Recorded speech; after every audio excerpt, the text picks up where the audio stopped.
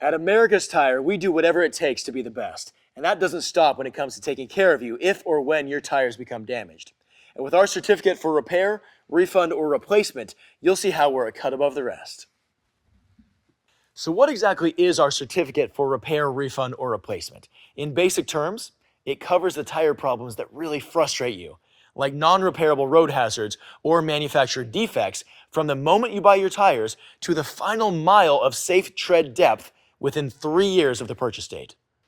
Ever hit something in the road that ruins your tire? Who cares how it happened? You just want a new tire put on with no hassles, and that's exactly what we do.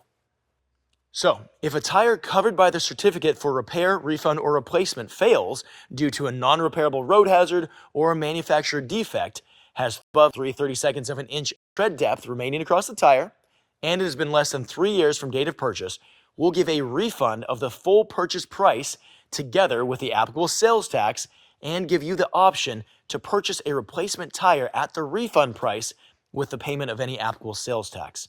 There is no prorating, no disqualification for any reason, such as run-on damage, and no mileage adjustment. It is the very best tire certificate program we know of. And the reason we know we'll continue to offer this service?